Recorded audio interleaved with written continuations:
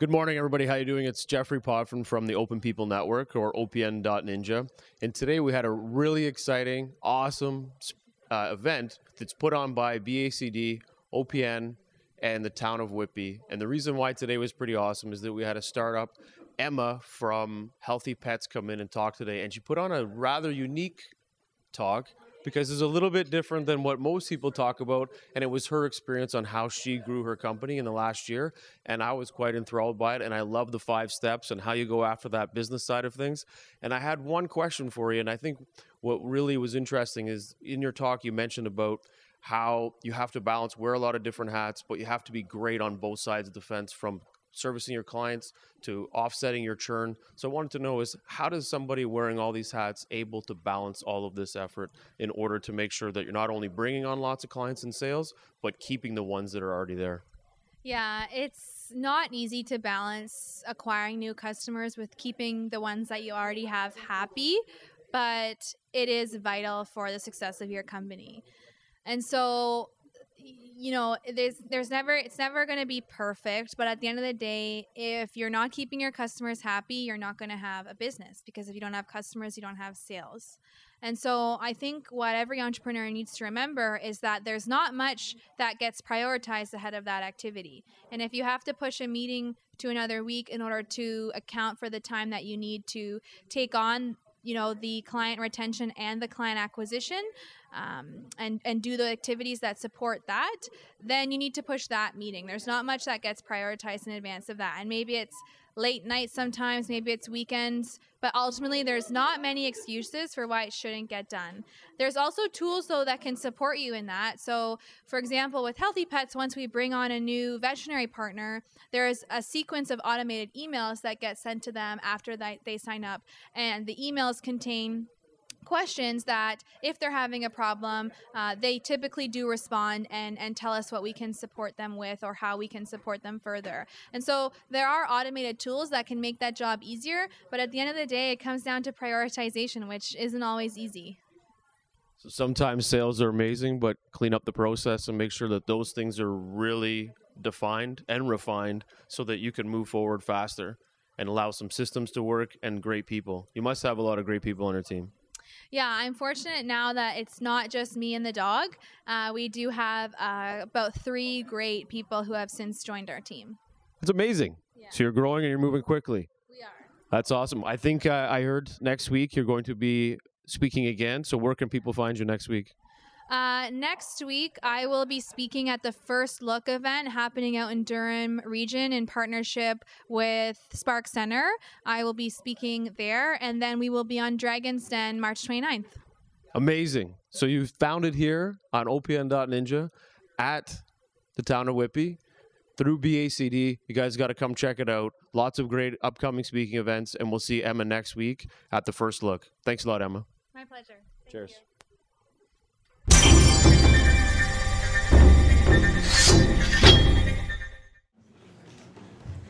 So good morning, my name is Teresa Shaver. I'm the Executive Director for the Business Advisory Center Durham, and we put this event on in partnership with Open People Network, OPN, Frank from Vitalize, Startup Durham, and also with the town of Whitby. So I'm going to invite the town of Whitby up to speak, and then we'll do some table networking. So Dan, if I can have you.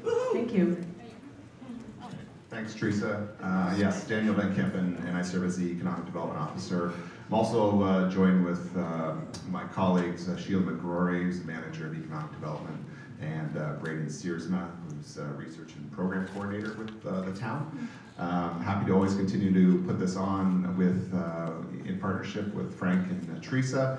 Some exciting times in Whitby. Just follow what's happening next door. That's going to be our next, the Whitby Tech Accelerator. So that's coming down the pipe. So we're quite excited about that. So actually, a tender was just issued for the repurpose of that building next door, which is vacant right now. So there will be more construction activity in this neighborhood in 2018. So thank you very much. Happy to hear also the keynote and take it away. Thank you.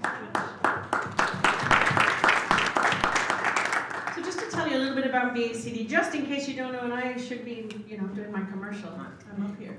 Thank you, Frank.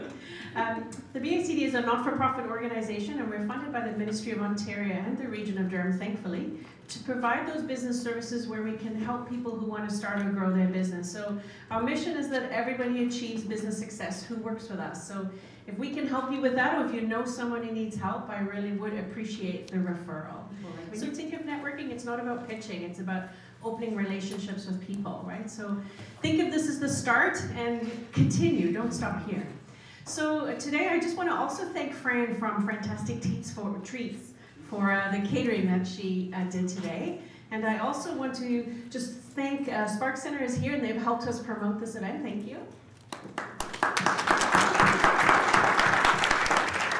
And I'm not sure if everybody knows the correlation between our organizations. We are funded by the same ministry, but BACD takes care of Main Street business, and the Spark Center takes care of people that are creating technology or intellectual property or businesses that are going to scale globally. So we're funded by the same ministries, but we work with two different client sets. So many times people ask me, they're not sure, like, where should they go?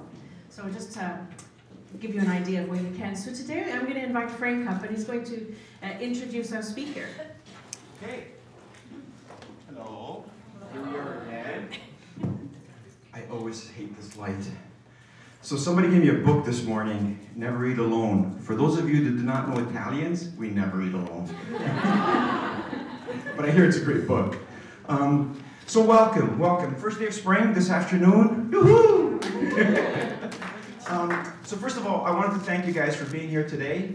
We know you have a choice of where to be, and so we're very grateful that you're here with us today. We have a lot of people in the room that are actually speakers coming up in this series, but we'll get to them at the end of the session. But for today, I'm so ecstatic today, guys. One of my favorite young entrepreneurs, Emma's here today. I met Emma at an event called First Look.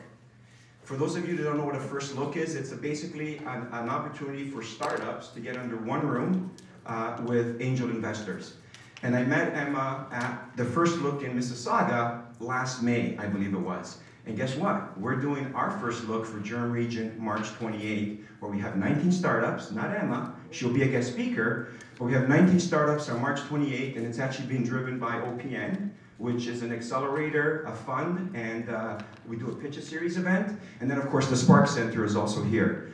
Emma was an Ignite winner for the startup category. I think it was about 100 companies that applied through the Spark Center for this contest, and she won it. For those of you that know me a little bit more personal, my passion is pets. I sit on the board for the Humane Society. I always say that I love youth and pets more than anybody else, but pets more than anybody else. So it's kind of interesting that Emma has. I actually tried to invest in Emma's company as an angel investor with some of my colleagues, but this big venture capitalist company kind of swooped in and took over the whole deal. But we're still friends, So, the wonderful thing about Emma and her company, healthypets.io, is that it became a product of the ecosystem. We have an amazing ecosystem in North America that allows startups and gives them all kinds of help, kind of like the Spark Center, kind of like the BACD, to get their business going. And Emma came out of that world, okay? So when I first met her, my friend Angelo Del Duca introduced me to her. Angelo is also an angel investor, and he was mentoring and coaching her. I got involved with her. I started to learn a lot about her business. It was kind of neat that she applied for the Spark Center Ignite Award right in our backyard. So she's here today. She'll be here next week again as a speaker. And then she's also meeting with the Humane Society of Durham Region next week and the OSPCA because we're helping her out with her product.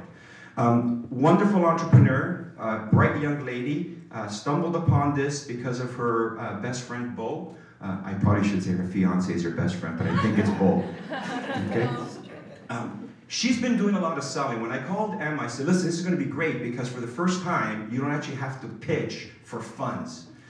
When you're a startup, a lot of the pitching is usually to get funding. But as I mentioned to Emma, she's been selling, and you'll hear her story, because she even had to propose to the Ontario Veterinarian Association to change their concept on how health for pets is administered. So she's been selling angels, venture capital, veterinarians, insurance companies, clients, and she's got an amazing story.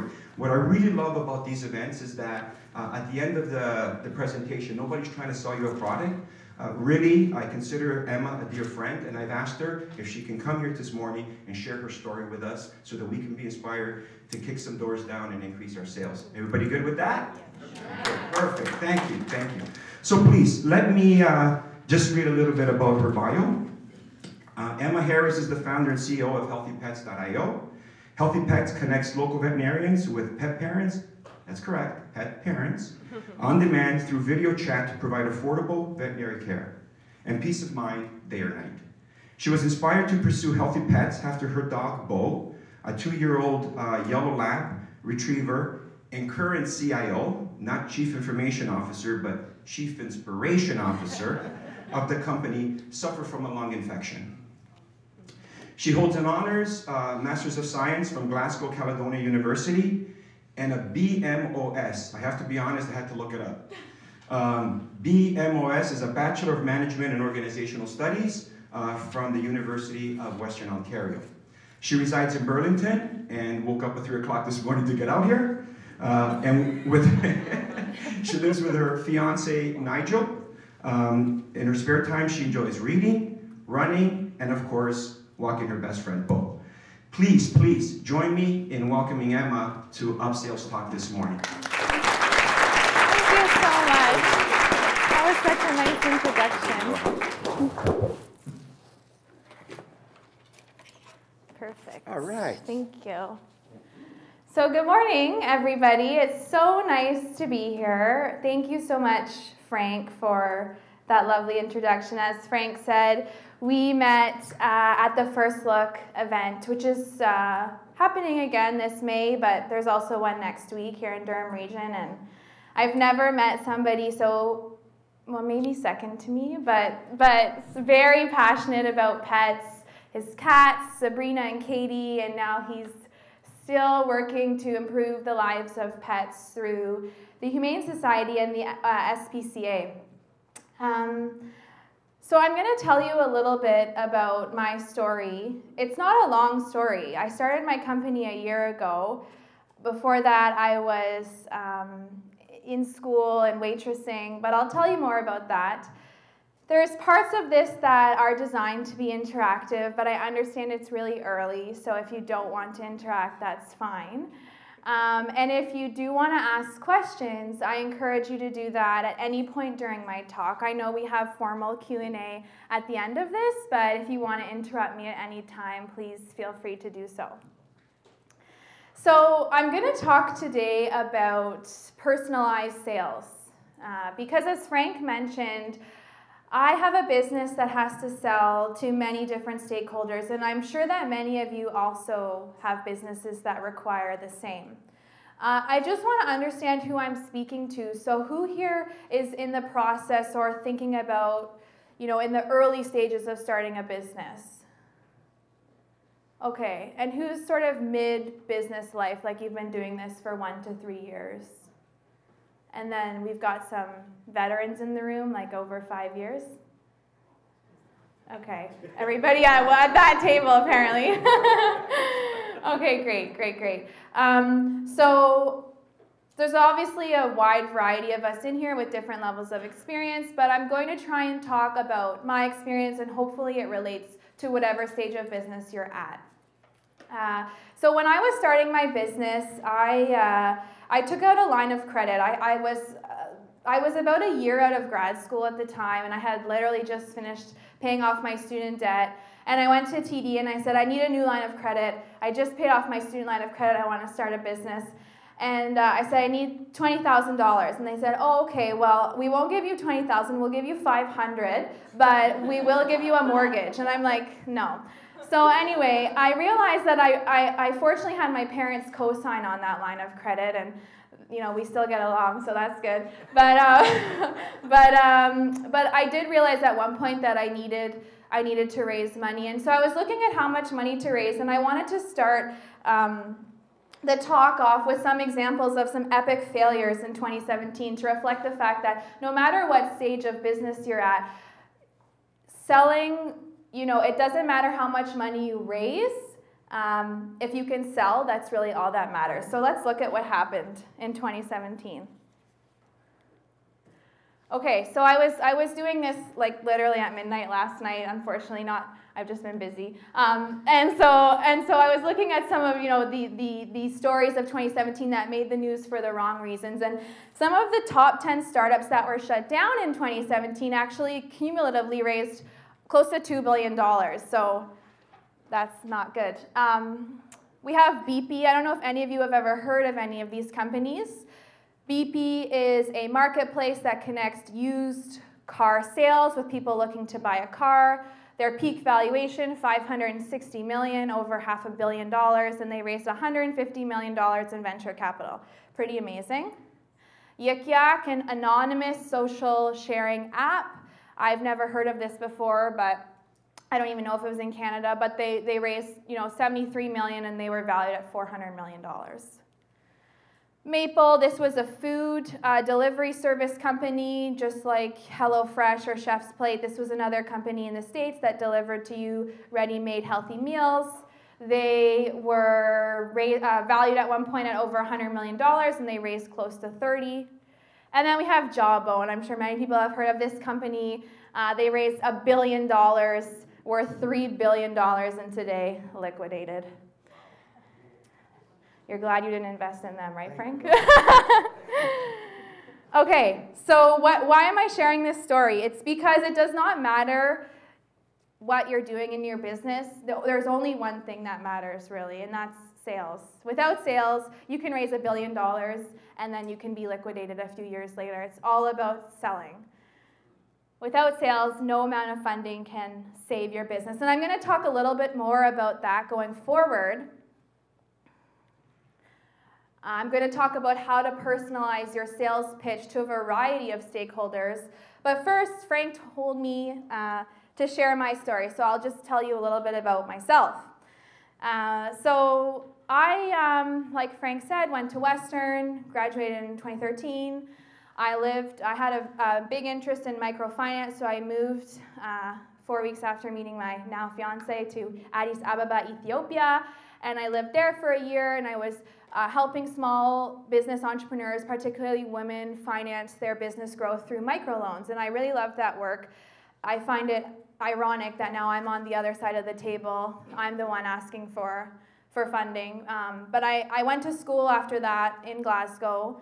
I did my Master's of Science, and then I was on the plane to a conference in Vancouver to do my dissertation research, and the woman next to me ran a biotechnology company out of the Mars Discovery District in downtown Toronto. And I got myself a job through that plane ride, and I worked there for the next year. And during that time, my fiance and I, we adopted Bo. So how many of you here in this room have a pet? Most of you, that makes sense. 80% of us have pets. It's quite an interesting market. So we adopted Bo, 8 weeks old, 8 pounds. He's now like this big and 100 pounds.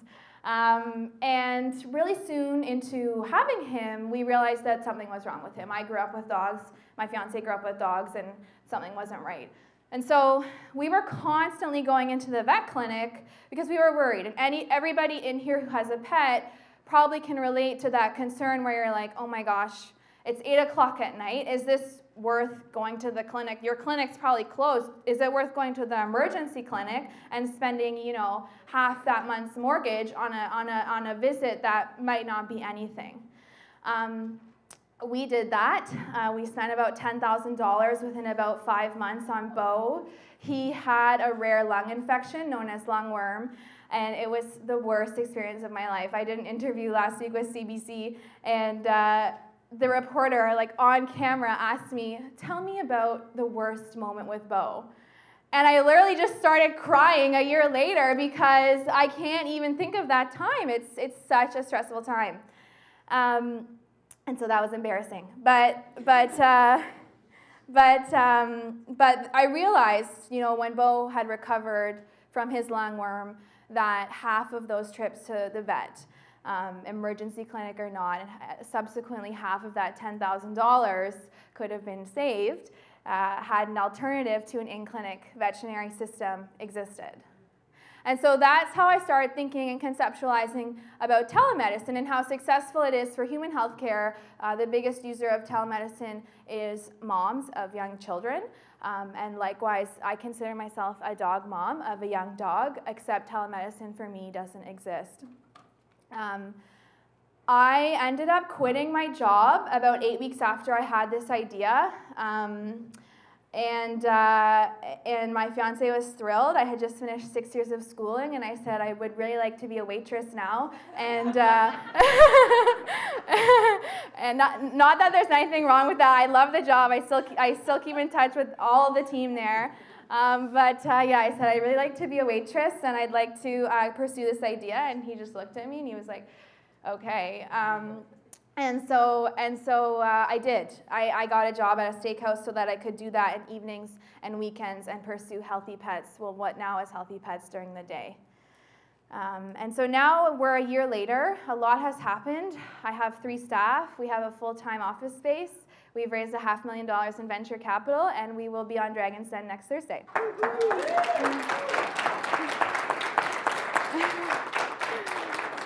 Thank you. Thank you so much. And I do believe that that's because of 2 things.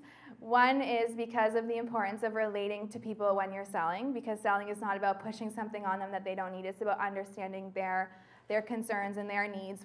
If I'm talking to a fellow dog mom, she probably understands what I went through. And it's also because I didn't actually really put this in my slides, but I think I'd like to touch upon it when we get there. It's also because of the importance, truly, of amazing events like this one, like the one where I met Frank at, like the one where I met Angelo Del Duca at the Maple Leaf Angels Curbside Networking event. It's because of the importance of the events that our Greater Toronto Area ecosystem puts on for entrepreneurs to attend and meet one another at. So I'd just like to learn about some of your businesses and who you sell to in your business. So if anyone would like to raise their hand and tell us about what they do and who they sell to, sure. I will be selling to dog parents. Oh, there you go. CBD products. Okay, and awesome. Also as an educational resource. Great, that's amazing. Come on, Grace. Pet parents. Okay, and what's your business idea?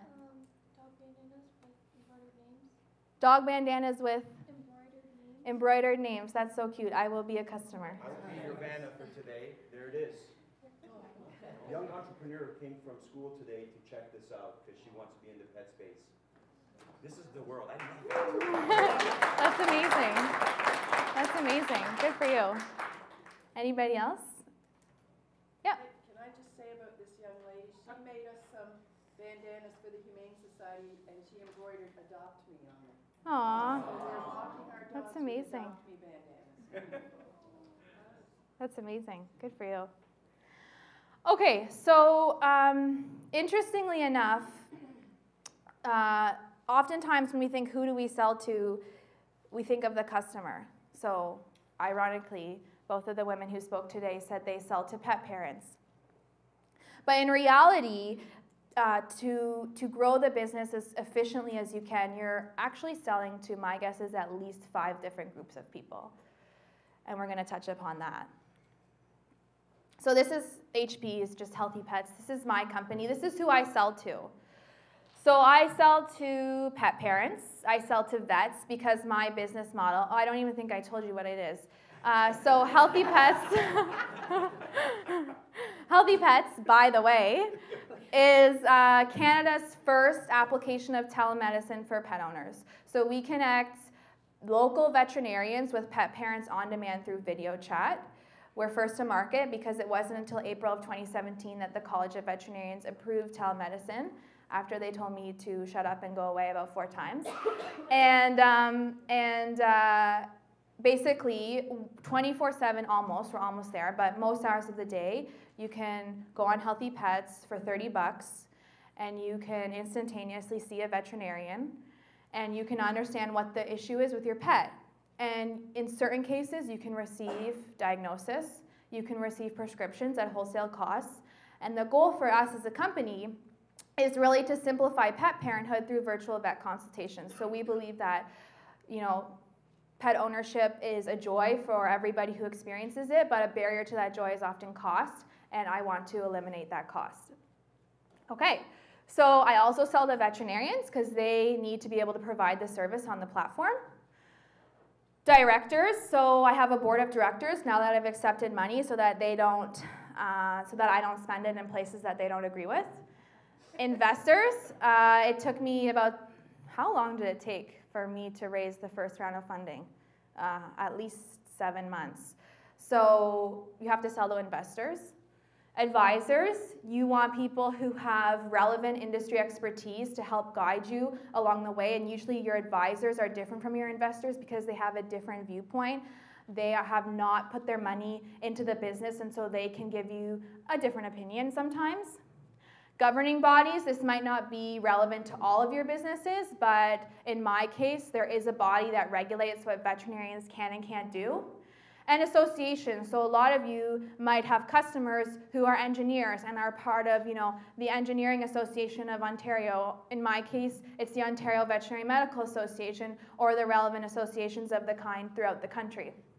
So my point with this slide is you have to think about every group of individuals who you sell to, and you have to tailor your message accordingly in order to deliver the message that they want and need to hear so that you're more successful. Because if your pitch to your investor is the same as your pitch to your customer, you are setting yourself up for failure and a lot more headaches than need be.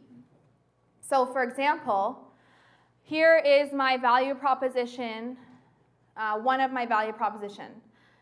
Healthy pets is useful for moments of stress or concern over your pet's well-being. There's only one group of individuals that I would use this value proposition for. Frank knows the answer. And that's for pet parents. If I had that value proposition for my advisors, they would be like, well, why do you want me to help you? I don't own a pet, but maybe my advisor has done a marketplace software business before and understands the challenges associated with doing so. So the point is without personalized sales, no amount of talking will save your business. And we saw that with the 4 examples that I put up on these slides before this. Okay, the good news is that no matter your business and no matter the industry that you're in, selling is not rocket science. Selling is about empathy and about understanding what challenges the person you're speaking to has on a daily basis as it relates to your business. It's about being real and authentic. So I've encountered people who are facing challenges because when asked what they're struggling with, they say, oh, everything is great. Yeah, like we're on track and we're doing well and we're on target to reach our metrics and we're raising $10 million. And in reality, that's not the case. All you need to do is say, everything is hard and I really need help with this area. Can you or someone you know help me out? I do that all the time, and honestly, it's part of why I'm able to stand in front of you today and tell you what I've learned, because being open and honest and authentic about what you're struggling with is so important, because no matter who you speak with, even if it's somebody with the experience like Frank or Angelo, they also can empathize with the challenges associated with growing a new business. So it comes down to really understanding the needs and wants of your different customer segments and tailoring your approach accordingly. So let's look at that. Okay, so going back to healthy pets and all of my customer segments, Healthy Pets sells to, like we talked about earlier, governing bodies, advisors, investors, and 2 sets of customers. And there were a few others on the previous slide, but I ran out of space. Okay, so every time I go and I speak with governing bodies, I have to understand what's important to them. So if I backtrack a second here, when I had the idea for Healthy Pets, this was November 2016. I was working, and I had the idea. So I started looking at telemedicine for pets because actually the reality is that it's been quite successful in the US. This has been done for about 5 years, so it's still a new industry, but it's there. And I looked at the companies doing it, and I looked at how they were doing it and what they were doing. And then I started reading the regulations and the laws that veterinarians, at least in this province, have to abide by. And telemedicine was not allowed. So literally until April of last year, if you called your vet clinic and said, my dog ate antifreeze, which many of you know is very serious, what do I do? Their response would be come to the clinic immediately. Even though sometimes in that moment you actually have to induce vomiting. I'm not trying to get into specific cases of Healthy Pets, I'm just trying to use an example. And so I called the College of Veterinarians and I said, I would like you to introduce telemedicine in Ontario. And they said, who are you? Leave. But the point is that I started a conversation with the wrong person, I found out. But I kept going. So I remember my first conversation with the college. I said, you know, this is why telemedicine is working in the States. This is why it would work in Canada. Can we talk about how to implement that? And she said, no non-veterinarian, meaning me, will ever make an impact on this industry, so shut it down. And I said, okay, thank you. And then I kept going. I kept having that conversation. No matter of the title of the person, I would call them and I would say, this is what I want to do. And I found an internal advocate, I think on the third or fourth person. I found a person who was like, wow, this is a great idea. I can see how this would help my mandate and the veterinarians that we serve. And so through that internal advocate, I started the process of collecting a lot of primary data on why telemedicine would be effective in Canada. I surveyed 1,000 pet parents in a very statistical fashion because I do have a Master's of Science, so I understood how to ask them in a pretty, standardized way what their thoughts were on this opportunity. I went and did the same for veterinarians, and I consolidated that data, and I combined it with secondary market research from the US and the success of telemedicine there. And I presented that to them in January or February of 2017, and ultimately, kept calling, gathered the support of a few local veterinarians, and in April of 2017, literally a few days before I went on Dragon's Den to pitch, they approved telemedicine for the first time in Canada.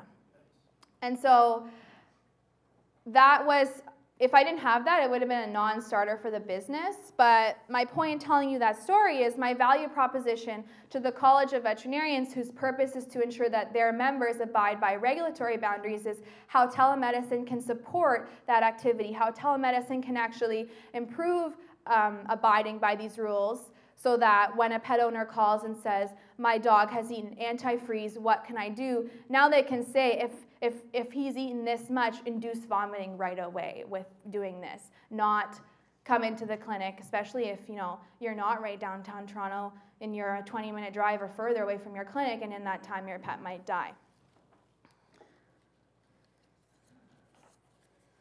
Okay, so who else do I sell to? Advisors.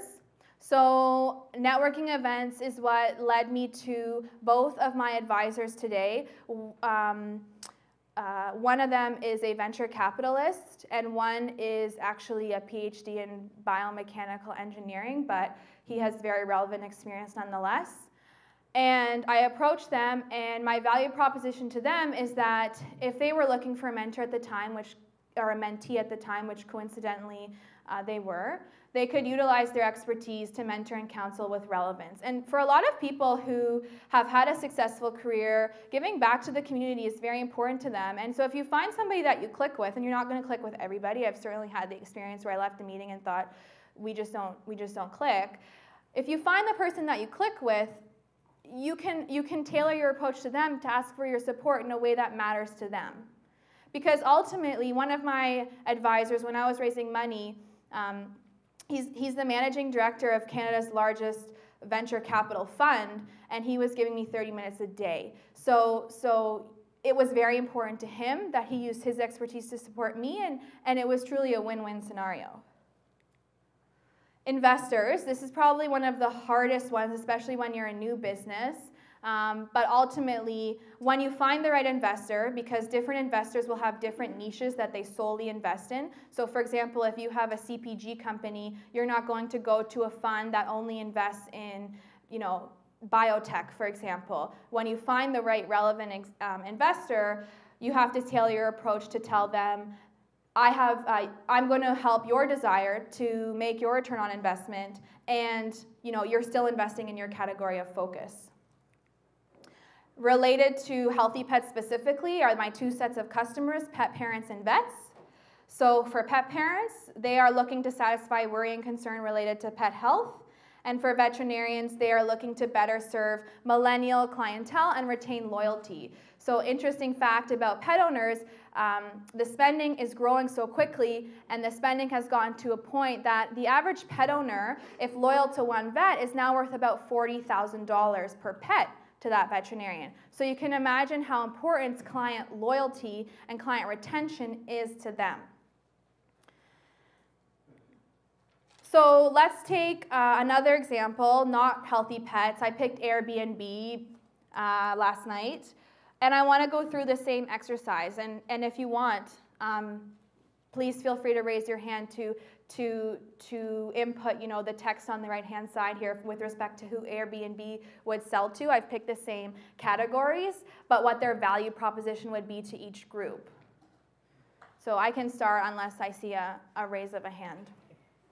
I know it's early, that's okay. Okay, interestingly enough, the first three categories, I have almost the same value proposition. So Airbnb needs to sell to government, for example, because they need the City of Toronto to permit home sharing. And so they need to ensure that the members who are selling their homes and the members of their community who are purchasing the rental of these homes are abiding by the regulatory boundaries set by City of Toronto. Advisors, again, the founder of Airbnb and his team would have needed to find advisors who are looking to utilize their expertise to mentor in a relevant space.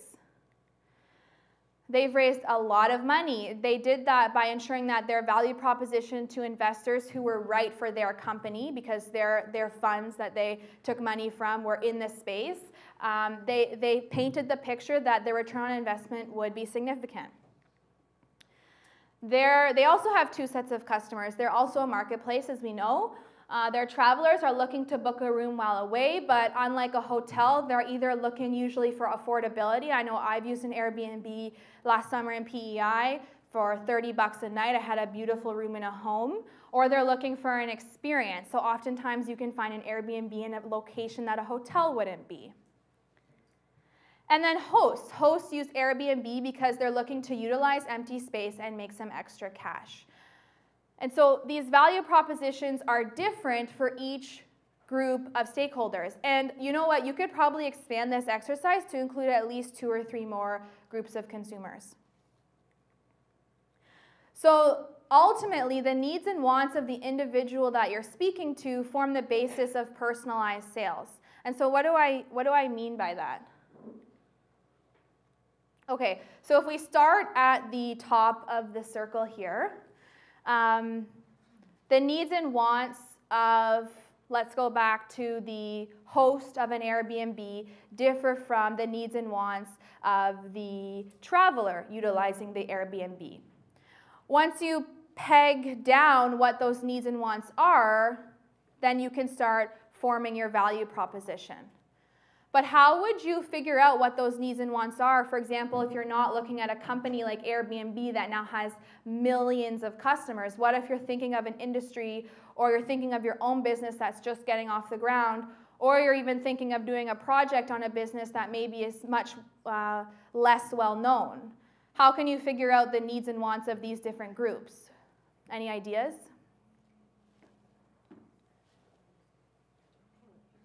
Sorry? Yeah, exactly. That's honestly the most comprehensive answer, which was talking with people. So for example, I'm looking at a program for new tech entrepreneurs in another part of the world and participating in that program. But there's an element of their application. The application needs a team of co-founders. I'm a single founder, and I have no technical expertise. And so I looked at this application, I thought, I'm a good fit, but they want, you know, a team of at least 2 co-founders to join the program. Well, who is best friends with the person who runs this program? My advisor. So now my advisor, by talking to him and saying, look, you know, I'm having this problem in our monthly meeting, I really want to join this program, but they need a team of co-founders, he says to me, oh, I know the managing director. I'll call him and I'll tell him how much we've worked together and you know, what you've done in a year. And I'm actually flying to Montreal. Anyway, I'm flying for the final round of interviews for that program next week. I don't know if I'll get in, but the point is, talking to people is so important. We may think our networks are small, but there's like 60 people in this room alone, and your networks combined are probably thousands of people. It's not hard to find somebody who's relevant to your need or want. What's hard is asking for help a lot of the time. So going back to this continuum, once we figure out the needs and wants of the stakeholder that we're selling to, we can form our value proposition. So what's important to them? If we go back to this, okay, if we go back to this slide, the value proposition for hosts of Airbnb is going to be different than the rest of the value propositions, but if I'm focusing on selling at that point in time or creating marketing materials at that point in time to hosts of Airbnb, I'm going to use the value proposition that I've determined at the bottom of the screen there to form my content.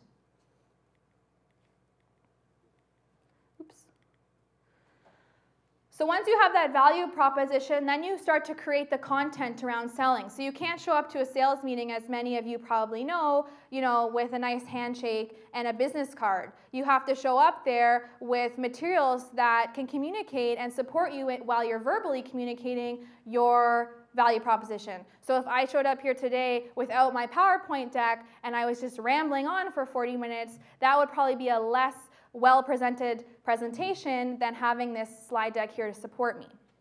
And so when you're creating materials to help sell, no matter who it's to, you might be creating slide decks, you might be creating flyers, you might be creating your website or brochures to take to trade shows. And the value proposition that you've drafted through the analysis of needs and wants will help create the messaging contained in that content.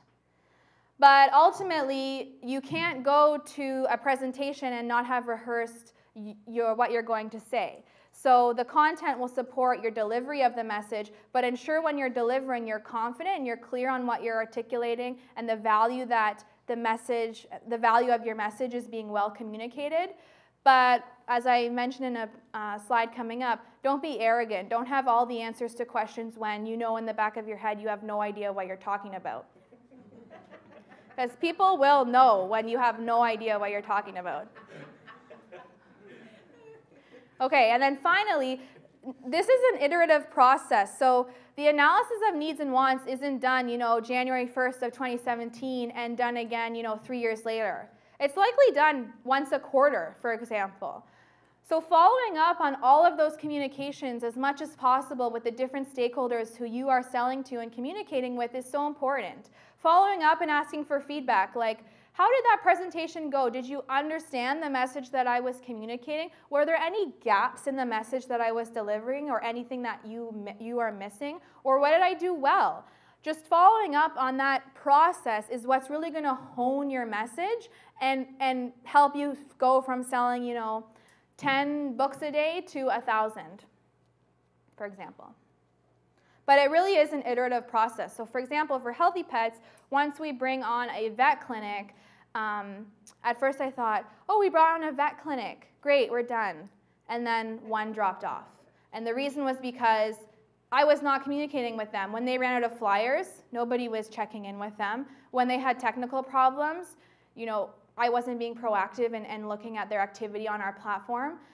It's not a sell and you're done. It's a sell and how can I nurture you further and keep assessing your needs going forward.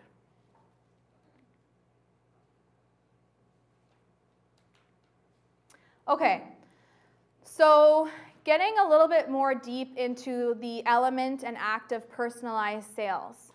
So understanding needs and wants. How do we do that? Well, we already touched upon it. It involves talking to people.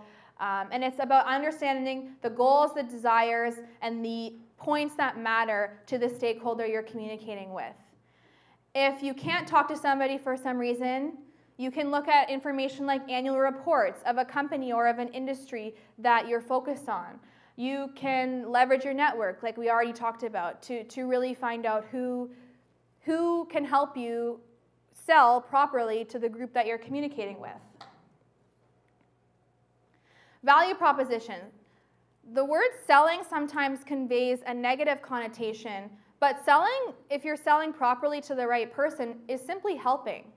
So when veterinarians sign up to Healthy Pets, it's because they know that 50% of their clientele is millennial, and they're already doing everything online, so why not support them with online veterinary care? When a pet parent uses my service, it's because they need support in understanding if, you know, their cat eating a string warrants a trip to the emergency clinic, which unfortunately it does. So how will you help them? That's what it comes down to. It's not about how will you push something on them or make your quota or, you know, upsell. It's about how are you supporting.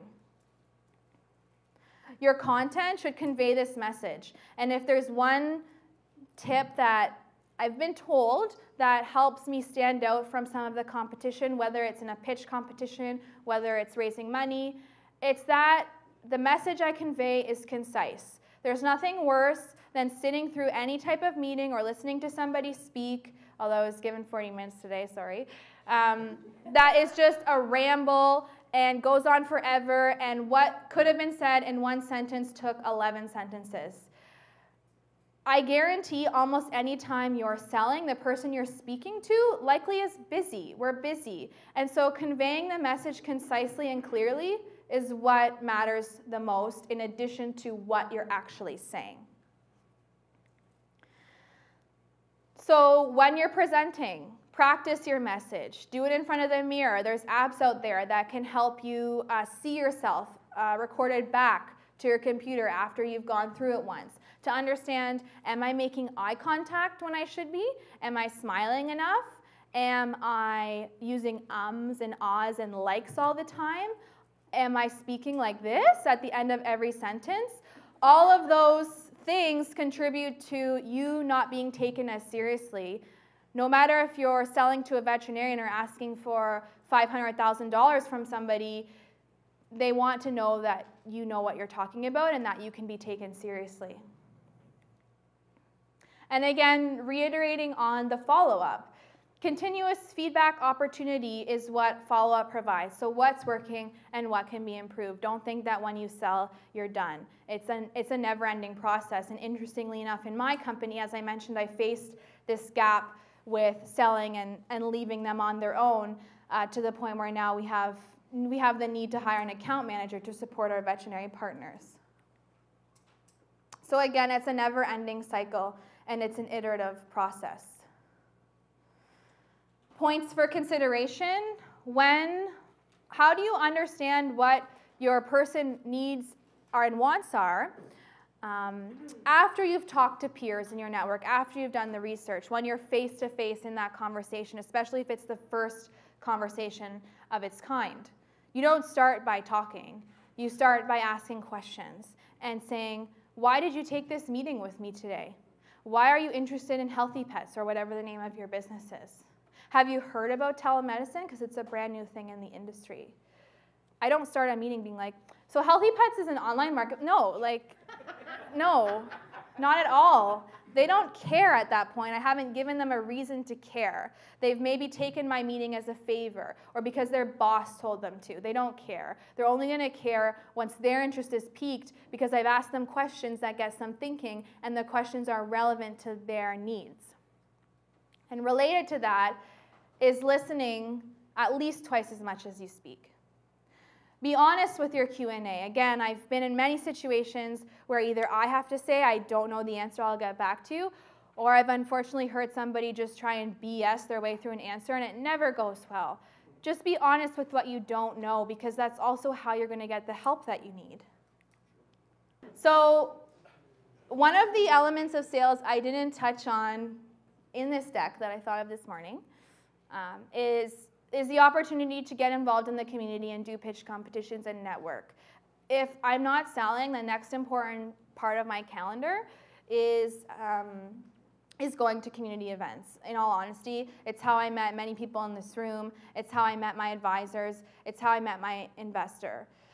I participated in Dragon's Den, as I mentioned, last season, season 12. They're actually filming right now for season 13, so if you're considering it, do it. Without Dragon's Den, I wouldn't be here where I am today.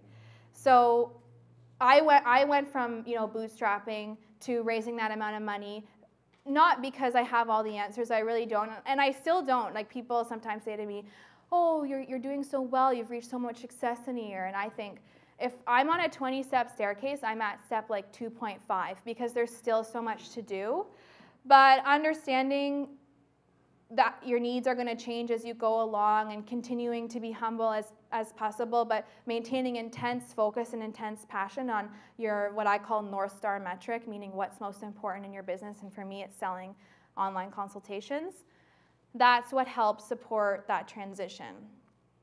But ultimately, going to events like this, going to angel events, I was fortunate enough to have people like Frank and Angelo willing to invest in my company. It's because there was a business model there that was sound, but we had met in a very organic environment, not trying to sell one another, but we connected over our love of pets, and it grew from there.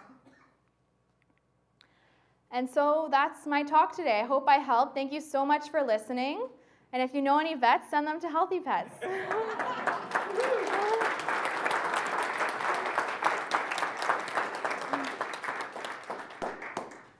Yeah, Bob? Emma, can you make a comment or two from your point of view? A lot of people starting out are thinking they put a website out, search engine optimization, that's going to do it. So obviously all the vets come to you and all the clients come to you. You don't have to go outbound anything, right? I wish. I wish. I am so honestly, it's hard and stressful sometimes, but I've never been more like at peace and happy with what I'm doing. And the reality is I work between 80 to 90 hours a week. And the reason is because I have to go out and find these people. So it took me 3 months of door-to-door sales to get our first veterinary clinic on board. The reason is because veterinarians, like many people in the healthcare, whether it's dental or human healthcare, they tend to be risk-averse individuals. So no vet wanted to be number one on this platform that has never yet existed in Canada before. But once I got number one, who happened to be a very well-known clinic right in downtown Toronto, there was a snowball effect thereafter. But it's only now, 1 year in, starting to become maybe 10% inbound. It's for veterinarians, cold calling and cold emailing and showing up. And for pet owners, we actually are fortunate enough to utilize some of our veterinary partners to reach them. But the reason why I ultimately needed to raise funding was because to reach the mass pet owner market, the nice thing about pet owners is I don't have to target, a specific location or a specific storefront. Pet owners are everywhere. So the reason I needed to raise money was to put a lot of money into marketing. So if you're on The Gardener, you'll see a huge billboard as of March 29th of my dog Bo advertising Healthy Pets right at Gardner and Dufferin. That's just one of the ways that we're going about advertising, but it's not, they don't show up. In fact, they usually, like when my website, we don't have the new website up yet. We're in the process of transitioning, and the current website is quite poor. I spent about $10,000 on it to build it offshore, and it often doesn't work. And I usually get angry emails from people telling me how awful my service is, but then I email them back and I say, this is what's wrong. I didn't have a lot of money, and now I'll give you a free consult, and they're fine. But it's not that they're coming to me usually to use it. In fact, usually they come to me because it hasn't worked. And they're mad. Yeah. I actually have a question more about objection handling. You talked about the internal advocate when you were trying to talk to the board, and the majority of them were against you, and you found that one person that you could influence. What about if we looked at it an opposite way, and I have something that would work? Because first off, I want my clinic, my vet, to start using your service because I've spent so much money on my dog in the last 2 years. I know. I'm broke. So anyways, between the business and my dog, I'm broke. Yeah. But my vet, and I'm in the same situation at work, and I'll explain it really quickly, but my vet, the person who owns the clinic, I've never seen eye to eye to her.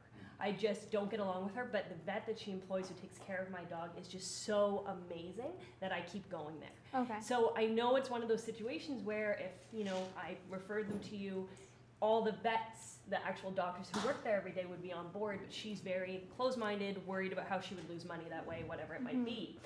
I'm in the same situation at work, so I'd be interested to hear how you would deal with this situation because I'm in a situation where I'm a subcontractor. One of my biggest customers, the general manager, is telling all the account managers and project managers not to use me because of an error made by my predecessor more than a year ago.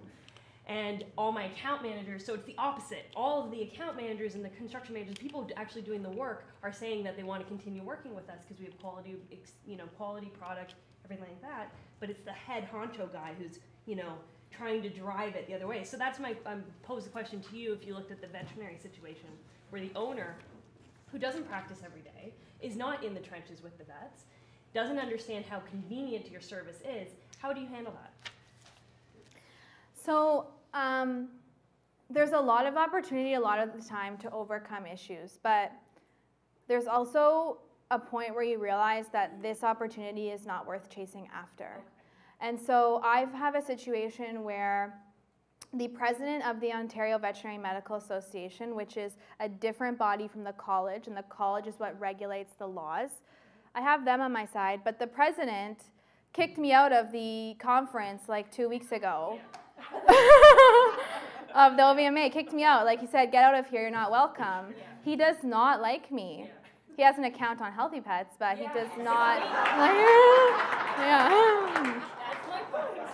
I'm still getting paid lots of money from this customer who's telling everyone not to use me. Yeah. So honestly, I actually had my first board meeting yesterday, and one of my board members, there's only 2 of us, there's 3 of us, including me, but one of them is a vet, and he happens to also be on the board of the OVMA. That was done purposefully. And he told me, Emma, they really hate you.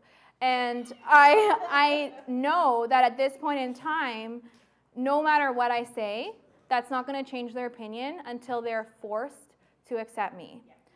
It's just going to take a bit more time. The college, I'm very fortunate, went from please stop calling us to okay, we've approved telemedicine in less amount of time. And without that internal advocate, I might not have gotten that. But they were forced by, their mandate is actually to serve the public. So they were forced by their mandate to accept that people go online for everything. Why not veterinary care? The OVMA serves veterinarians. Their mandate is to support them, and they see me as a threat to the industry. So my point is, you can present the most well-rounded argument to some person, and it might just take more time. But you have to know in your gut what's the difference. And if you think that you can switch this person sooner than later, it's truly about persistence and being a pain in their ass. I'm not even kidding. Just keep calling, keep emailing, and keep supporting your arguments with data and research. And when they say, oh, we can't do that because your predecessor did something like that, well, why does that matter? My predecessor is not here. So it is truly about concise articulation to go back to to go against what they're saying. But you have to know the difference between a person you can convert and a person you can't. And for me, the OVMA president is somebody who right now I cannot. So you're not going to waste your effort on him. You're just going to keep doing what you do well until he's forced to use it. Exactly. Yep, that's the same or I can strategy send with my me. Uncle Louis to take care of your friend. Well, because the only reason I say is because sometimes, for me, that general manager, yes, he's probably pissed off about that error that was made because it resulted in his company losing $50,000. And unfortunately, with my situation, that is still dragging on because the job that resulted in that is only going now. So I'm staying away from the office, keeping my face out of the office because I don't want to provoke anything. Yeah. But I'm keeping up my consistent communication with the account managers, working on our projects, things like that. So I'm just kind of ignoring the situation, but not ignoring it. And I just want to kind of confirm it because in my head, it's he could be And I think the same thing with the vet. It could be that genuinely they're threatened by, you know, the industry, Yeah. the fact that they know eventually they're going to have to use your services. Yeah. Or is it the fact that, you know, his butt still hurts because his boss kicked him in the ass because, you know, I don't want to see this happen or whatever it might be, right? Sometimes you don't know if it's a personal reason or a professional reason, but yeah, that was really good advice, just to continue what I'm doing well, and if it's going to take too much effort, it's not worth it. It's not worth it. Yeah. Thank you. Yeah. Sure. By the way, this is great. Yeah. Oh, thank you. Fantastic. So back to the journey. There's days I definitely feel brilliant. Oh, I made great contacts. Yeah. And then the next day, it's another learning curve. So tell us a little bit maybe about your self-talk as you were from TD to today. Oh, TD, yeah. Okay, so I have to admit, I actually was last night in a marriage prep course because I'm getting married in the Catholic Church, and they make you do that. And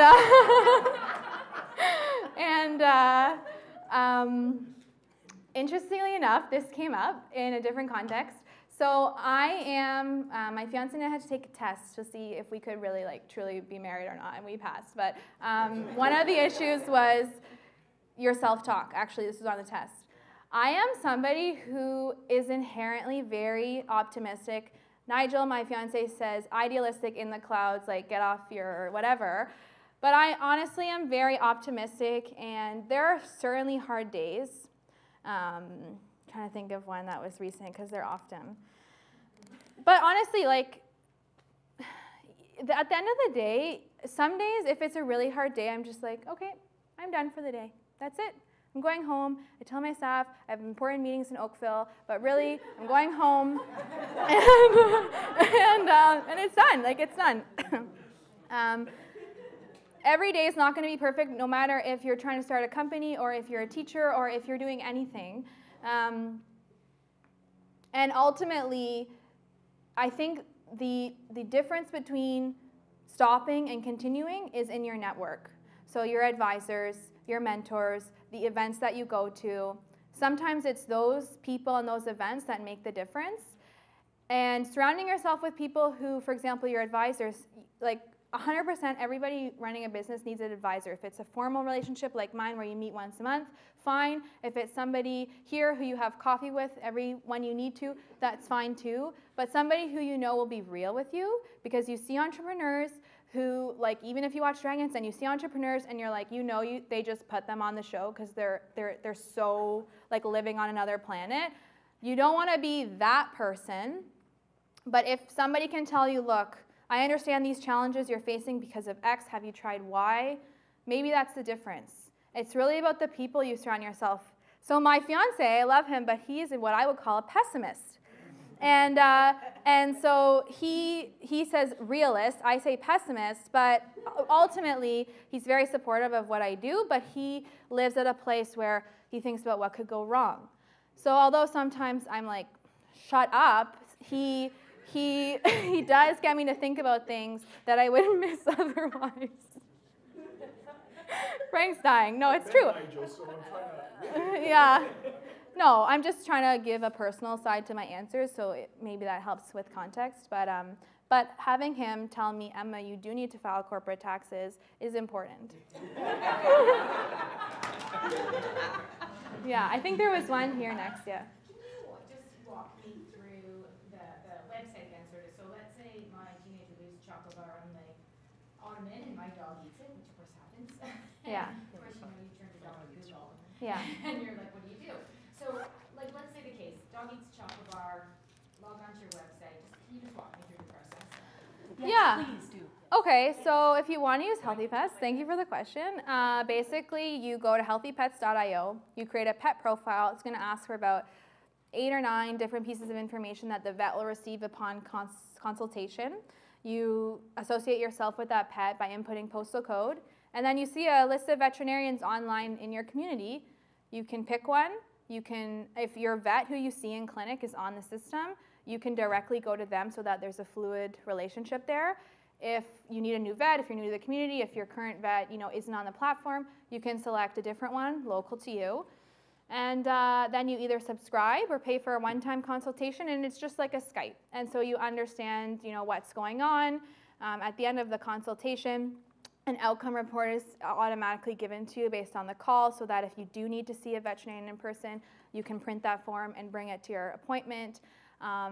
And in certain cases, for example, if you're using the same vet on healthy pets that you use in clinic, you can actually receive diagnoses and prescriptions. Prescriptions is a feature coming in a few months. We'll be doing wholesale prescriptions because last Friday I got my heartworm and tick prescription and it was $250, and I know it cost them $60. So I want to change that gap. Yeah, perfect. And so how quickly, when you get the vets on board, how quickly would they respond to me? Let's say I see one showed up online right at the moment, because obviously they're seeing. Yeah, at the most it would be 15 minutes. Okay. And what is the difference between a one-time and a subscription? Well, for example, if you have a dog who has a chronic illness, or you have 10 cats, then you might subscribe because the frequency of your issues will be greater than if you have a one-off concern. So it's really just a difference in your needs. Yeah. Sure, at the back. On the same vein as that question, how do we get our vets on board? Actually, this is a great question. I am currently recruiting vets in Durham in a few different communities because we strategically partner with vets in different locations, so as to ensure that there's enough traffic going to our local partners. But if you would like your vet to join, I would suggest telling them about it. But if you'd like me to advocate further, just send me an email, emma@healthypets.io, and I'll contact them and tell them we met and you're hoping that they join. What's the commission on that? Sales. A free consult. You get a free consult. Yeah. Yeah. When you realized you needed investment, how did that process go? You said, okay, I can only give up to 30%, or how can you walk me through that? So my advisor, the venture capitalist, helped me with the valuation of my company, which it's an art, not a science. I mean, I had, when I went on the Den, for example, a half-baked website and nobody using it. So it was kind of worth zero. But he helped me understand, based on future growth potential, industry size, what I was bringing to the table in terms of expertise. We actually received, by the way, there's a lot of government granting opportunities out there. So we received Jumpstart, that was $30,000. There's a few other ones, Smart Start, $60,000. It was an expert who determined my valuation for me and gave me the coaching when inevitably the question came, so why are you worth, whatever I was saying? Why are you worth that? I could answer in an educated way. But then in terms of actually raising the money in the process, there's no, here's the sequence to raising funds. I honestly believe it comes down to meeting a wide variety of people who can support you in that way. So if you're talking about raising money specifically, meeting a wide variety of investors, it's like a sales funnel. And then slowly continuing the conversations to determine if there's a good fit there. Because at the end of the day, I talk to my fund manager every day. And if I didn't like that person, that wouldn't be great. And so you really have to understand what's the best fit for you and for them, and eventually you'll see your quantity of conversations dropping off as you're going down that sales funnel. But if you approach every meeting with, I need you to invest with me, they'll smell that's just not, there's no integrity there, right? And so approaching those opportunities with, this is me, this is my story, this is my business model, and letting it flow from there is what it's about. Because at the end of the day, something Arlene told me is, yeah, Emma, you came into the Den with a half-baked website that didn't really work and nobody using it, but I don't invest in the business model because you're going to pivot, things are going to change, things are going to go wrong. I invest in the person, and I believe in you. And to hear her say that was such great validation for me. But it's all about being your authentic self. So there's no, these are the 5 steps to getting funded. It's about meeting people, telling your story, and if there's a mutual fit, continuing the conversation thereafter. But the reality is, I went on the Den in April, and now there were opportunities to raise funds in between April and December, which is when my round closed. But April to December, that's like, what, 8 months or something? That's a long time, so don't expect it to happen overnight. Yep. So being so young, how do you face adversity dealing with a lot of these different environments that you're going into, and how did you overcome them? So young is not such a disadvantage as being a solo founder, being a first-time founder, being a female founder, because the young entrepreneurs, mostly male, get funded. The most common demographic of companies that get funded are founded by a young white male team. So being young is not a bit of a problem. There's certainly adversity that I face. I handle it now better than I used to. One time I was like presenting like this, I think, and the guy said to me, "Can you please uncross your arms so I can see if you're wearing a wedding ring so I know how committed you are to your business?" Yep. No, you can't do that. Oh my God, can you come closer so I can punch you in the face? You know what? I don't think I was engaged at that point, but you know, those are cringeworthy, but I love those opportunities because it really gives the person speaking an opportunity to calmly say that that is irrelevant because X, Y, and Z. And that's just one example. One time I won a pitch competition and the guy in the audience was like, "She's gonna spend it at the mall." Like, it happens all the time. No, but really, it's not all the time, and I'm not trying to make this a gender thing. My advisors and my mentors, except for Arlene, are mostly male, and they're amazing people. But there's idiots everywhere. And so basically, there's adversity, but it's in how you respond to those situations that makes all the difference. And through coaching, I'm now able to have a back pocket full of answers to those situations. And honestly, I just think like what I say to myself in my mind when those situations arise, or when any situation where I'm discounted for who I am as a person arise, is like the best revenge is success, and I'm gonna get there. So yeah, it happens. Yep. Congrats to persevering and being able to push through, finding that internal advisor that you found within the board or committee. Thank you. I wanted to know, how did you find that person? Because I operate a young business as well. Okay. And sometimes finding the right person is the biggest challenge. Are you referring to the advocate at the college or my advisor? Sorry, yeah, your advocate. Oh, how I found that person is honestly, there's a staff directory, and I started calling one by one. That's literally it. And then I would do my, spiel, and the first 3 or 4 were like, "Never call me again," literally. And then the 4th or 5th, Dr. Kim Lambert was the person who said, "Yes, I believe in this," and that was literally it. And then my advisors and my mentors for the company are through networking events. Yeah, that's it. Just showing up. Yeah, Pat. First of all, I saw you win your $25,000. Oh, thank you. A very impressive moment, and so congratulations on that. Thanks. I'm a farm kid, and so healthy pets. I have a pug zoo and a Shih Tzu. If my father saw either one of them, they would have rolled over. Right? So I understand the world of, we sit in here and loving our pets. Mm-hmm. How does your service, or does your service, help farmers get to a quicker answer? Because I can remember as a kid, cow had, or a bull had got into a porcupine, and the quills went down the throat. And you've got a 2,000-pound animal, and you're trying to save it. Yeah. To get a quick call to a vet is probably not something that's going to happen. So how does your service, or does your service, help those rural farmers? It's interesting you asked that question because the 90% of our inbound requests are from veterinarians in rural areas where their clients are an hour or more away from the clinic. And you can imagine in situations like that, it's literally life or death in many scenarios.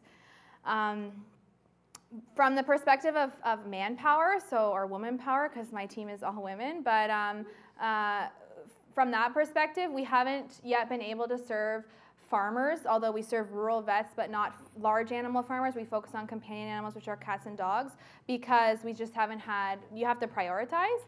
But going forward, throughout the rest of this year, we are rolling out a low broadband solution for people in rural environments, farmers who have different regulations when it comes to how vets can treat a herd versus an individual animal. And we will be supporting them in their needs. Everybody from chicken farmers have asked me for support to equine. I came from an equine background. I used to ride. And equine support is a niche for this. So there is opportunity there, because when you're an hour away or when you have an entire herd of cows, the needs can be either very frequent or the barriers between accessing care can be significant. And we will be addressing that with a very simple, slightly tweaked version of Healthy Pets later this year for that reason.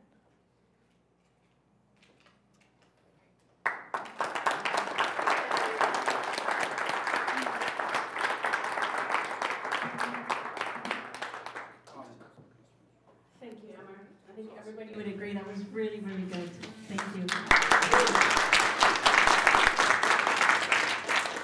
So I hope everybody will come to our next one in April. I don't remember the date off the top of my head, but we are running them every month except for July, August, and December. So we have April 25th. Can I just give a quick 30-second plugs? Thank you. Awesome, Emma. Thank you. So our next event is, you can see why this year we wanted to make sure that we had more startups. Last year, if you guys remember, we had Brooke Hammer from Trent University who started a business making ice cream because it was her passion. So this year we tried to make sure that we have a nice balance of startups and of course companies that have been mature. So our next event is April 25th. Pavel was just here. Pavel is a lawyer, and he is going to help us with the art of negotiation when it comes to sales. He teaches at Osgood, so he's going to be doing a session for us on April 25th. We also have Jeffrey Potman at the back, Mr. Ponytail as I call him. His name is Jeremy, AJ, nobody calls him by his real name. Yesterday it was Jeff. I had to ask who's Jeff. But Jeffrey used to run IT at Loblaws, left that many years ago. Of course, is the founder of Pitch It, Toronto, a fund, an accelerator. He's my business partner, and he's going to be sharing his story as an entrepreneur and all the different businesses that he had. We also have June, a friend of JP. His name is Tim. He started a company called Rover, which is all about taking parking lots and renting them out. Went from living in his parents' basement, like I did at 33 years old, over to launching this awesome business, and he's going to come and share his story.